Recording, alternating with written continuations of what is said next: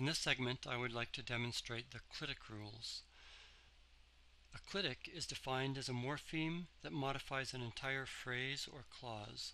If we open the Clitic rules node, we'll see the 4 types of phrases that are permitted in TBTA's semantic representational system, and we also see clauses. Now, English only has one clitic, and that's the apostrophe S that signals possession, the Saxon genitive, for example, the man's hat. So I'm just going to make up some clitics to illustrate these rules. I'll double-click on noun phrases. Let's write a rule that will supply some case marking clitics. So let's call this group case markers. And I'll double-click on the rule's name. Typological research indicates that there are 3 types of clitics: preclitics, which attach to the beginning of the first word in the phrase or clause; second position clitics, which attach to the end of the first word in the phrase or clause; and postclitics, which attach to the end of the last word in the phrase or clause. Let's enter just one clitic. We'll call the clitic's tag case, and let's write a rule that will supply the clitic nom to agent noun phrases. Now this is a preclitic, so as you can see here, this dash indicates that this clitic will attach to the beginning of the first word. These 3 dashes here, those represent arbitrary constituents within this noun phrase. If we say a second position clitic, now this clitic will attach to the end of the first word in the phrase. Or a postclitic, now it will attach to the end of the last word in the phrase. But let's put it back to preclitic. Let's call this rule something like add case clitics. Right now it's only adding one clitic, but we're going to come back and modify this later. We won't supply any grammar topics.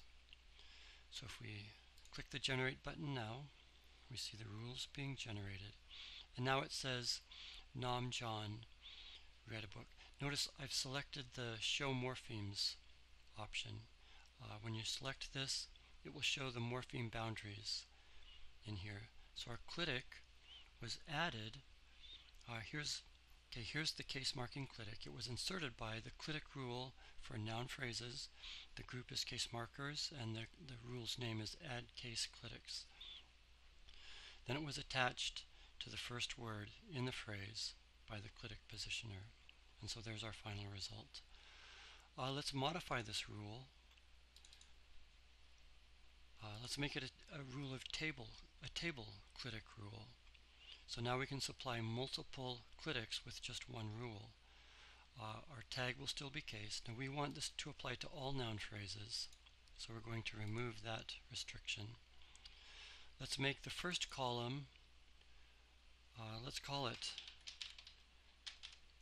nominative case, and we'll select agent. Then let's add a column. We'll call it accusative case, and we'll select patient.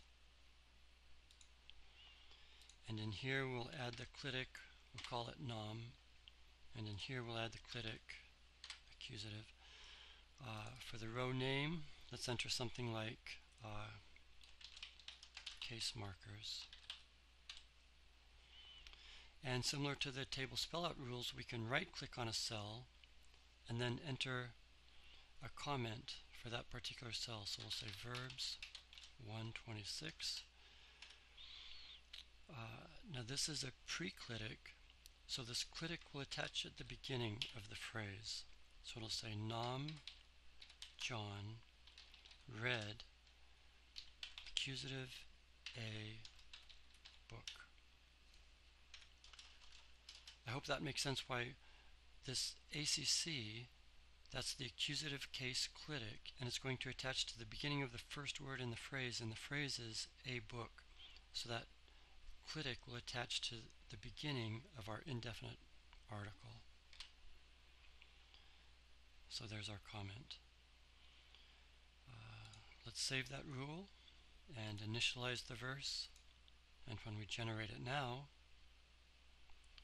we'll see Nom John read There's our clitic, and it's attaching to the beginning of the first word in the phrase, in this case, the indefinite article A, book. Let's go back and make this a second position clitic. So now these clitics will attach to the end of the first word in each phrase. Initialize and generate. So now we see John Nam read a ac book. If we change it to a post-clitic,